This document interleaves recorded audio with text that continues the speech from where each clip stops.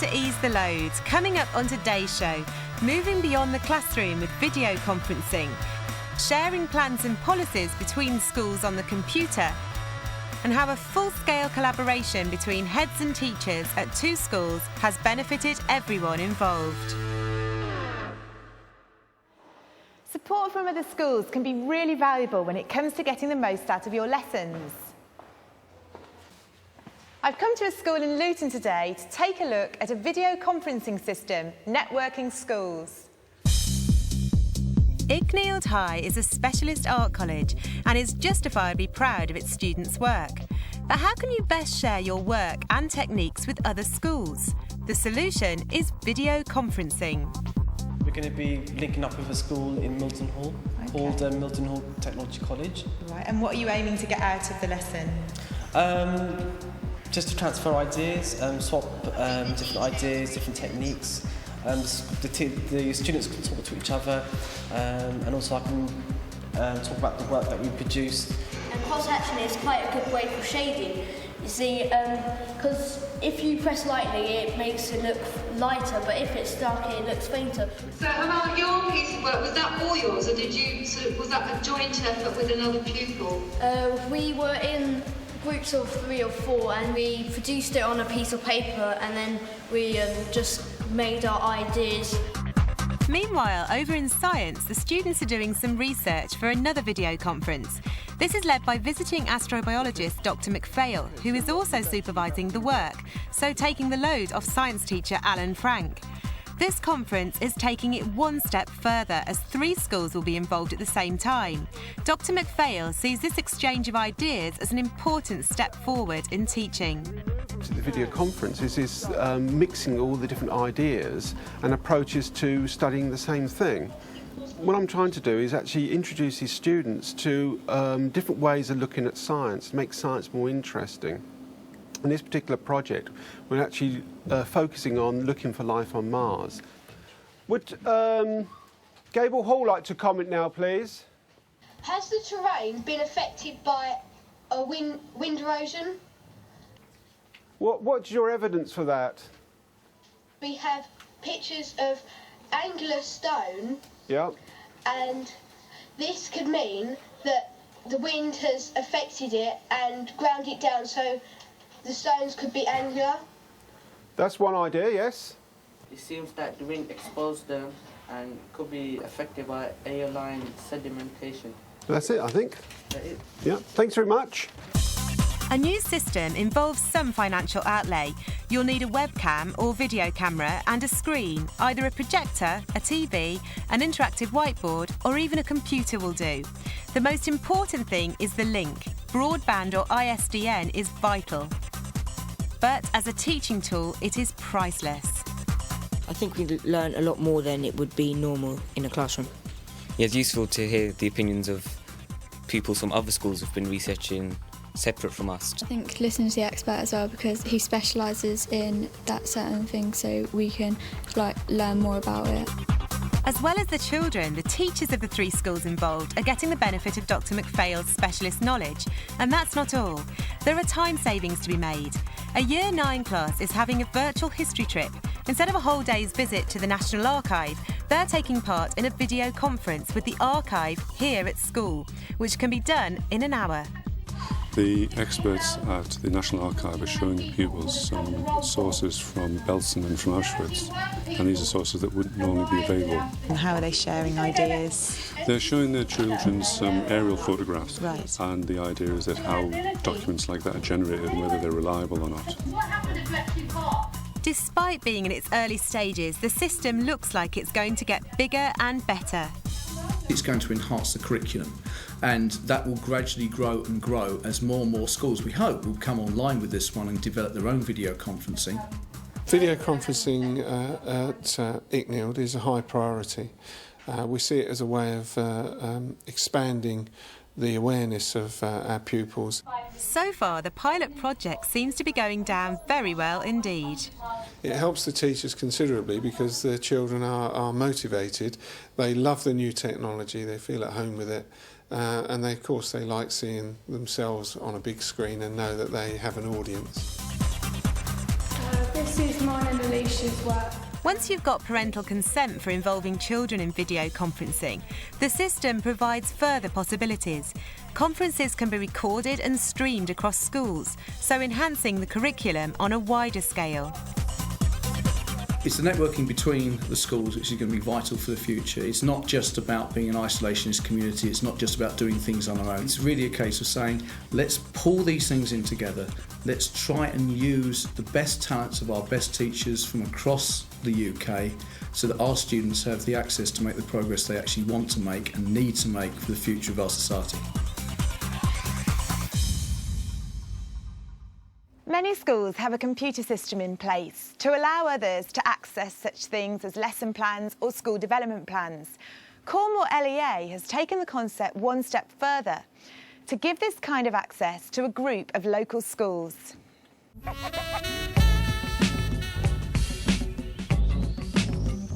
I was a class teacher in a small primary school in Huddersfield, and I loved teaching but just hated the paperwork associated with it. Absolutely hated it. I wanted to spend my time creating and delivering lessons, not doing pointless paperwork. And my friends and colleagues that taught at the same school were the same, so we decided to write a piece of software. And the outcome of that was the idea of some kind of web-based tool that helped them to manage the process of school improvement. And that's what School Centre is. It's a web environment where head teachers can manage the process of management. Head teacher Gillian Greenwood finds that the software is the perfect tool for her all-inclusive management style at St Newlyn East Primary in Newquay, Cornwall. You can include within the programme all of the people that you want to be involved in developing your school development plan, which for me is all of the staff in the school, all of my governors, parents and now even children. Across the county in Helston, John Vipond is also enjoying School Centre's benefits. He can easily locate his school improvement plan without having to search through endless files, gathering dust in his office. We don't need lots and lots of files. We now have it in a central place. We don't have to worry where that's stored. We know exactly where it's stored. And I think by having a good format which is flexible, it's easy to put information in there, and that does indeed save a lot of workload. Putting action plans on the system encourages teachers to share their lesson plans as well as ideas for the school's improvement. It also has wider implications for networking across schools. I've just set up an account at Park Eglos so that he can have a look at my school improvement plan, and then he might be able to give me some tips. So although the two schools are 31 miles apart, it's easy to communicate and share information between the sites. I've just signed in to Gil's site, and I'm going to click on her school improvement plan, and I'll have a look and see if she's done any work on the school inclusion work that she said she was going to be doing earlier.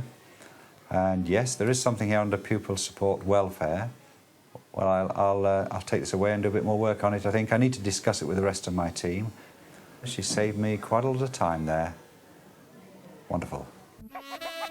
Since its launch 8 months ago, 12 local education authorities have signed up to School Centre, enabling them to keep up to date with each of their schools' progress remotely at a relatively low price.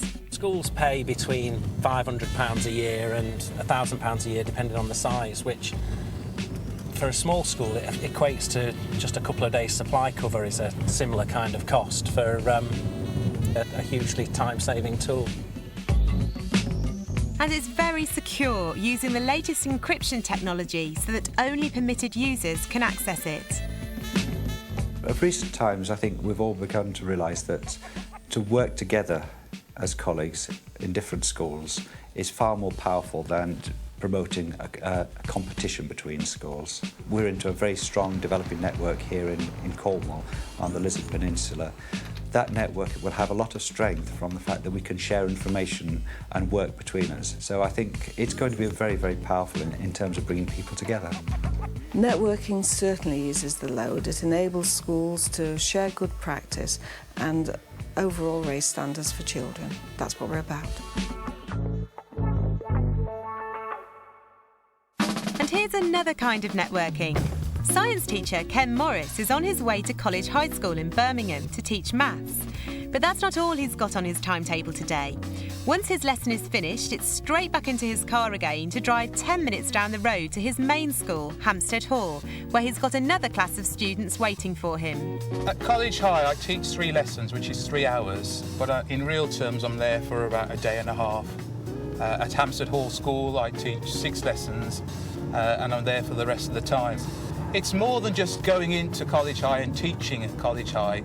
It's networking with the teachers there and with the management there. That's what the whole project is about. Hampstead Hall was called in to partner College Hill, primarily to improve on their poor GCSE results.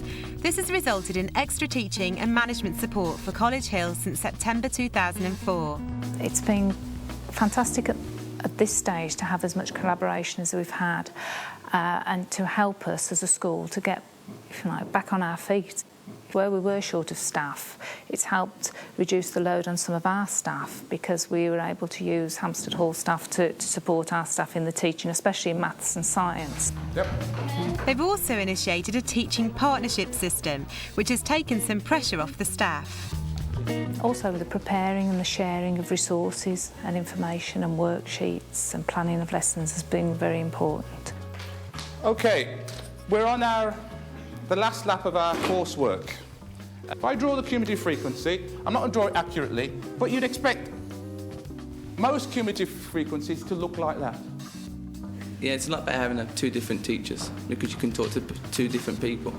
So you get 2 opinions. You're actually... One does coursework with us and one does revision techniques with us, and we learn 2 different things, which is better. And I think that's like a good thing, really, because you can get like 2 different ways of teaching in a space of 1 week.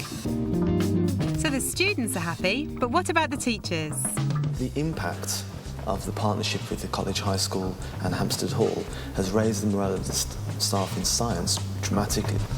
The professional development that colleagues have got out of it, you can't put a price to it. You've got to experience it to actually get the true value. Meanwhile, Ken Morris has finished at College High and is on his way back to Hampstead Hall. You've got to make sure you're organised and you've got all your equipment ready and you know exactly what you're doing, and particularly on a Friday, the time scale is tight, so I've got to be in, teach and almost out in order to get back to Hampstead Hall on time. Already, attendance at College High has gone up. Students' sort of ambition and motivation has drastically improved, and also the reputation of the school has improved. So I think for College High School, I think it's the only way is up at the moment. Presently, College High is the main beneficiary, but the plan is to develop the partnership to ease the load in both schools. Hampstead Hall will gain extra teaching support as well. I think the future of schools is to work in partnerships and to work closely together.